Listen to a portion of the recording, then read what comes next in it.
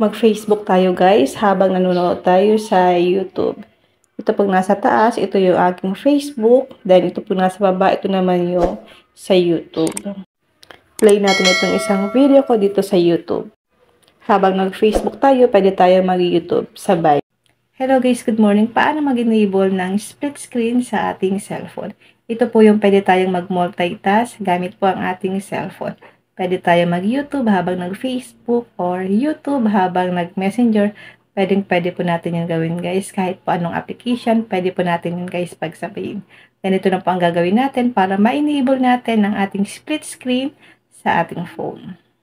Punta lang tayo sa ating phone settings. Click natin ang settings. Hanapin niyo po dito ang split screen. Or kung hindi niyo po dyan makita, pwede po natin dito i-search sa may search engine. I-type nyo lang dito ang split. Then, lalabas po ito.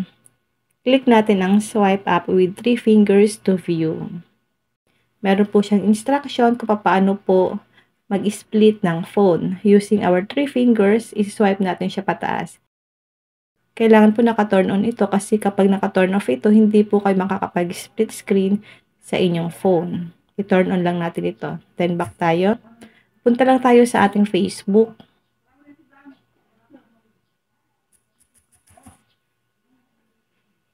Mag-split screen tayo using our 3 fingers pataas. Then sa baba, halimbawa mag-YouTube tayo. Click YouTube. I-search lang natin dito ang aking YouTube channel. Halimbawa ito. I-play lang natin itong aking video.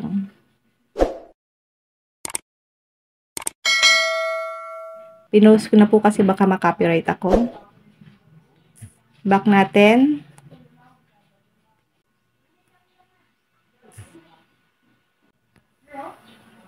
Ito naman guys, Messenger habang nag-Facebook. Mag-split lang tayo using our 3 fingers. Click naman natin ang Facebook. Yan guys, ito po ang aking Messenger. Ito po ang aking Facebook. Yun lang guys, sana po may natutunan kayo sa aking video. Thank you for watching.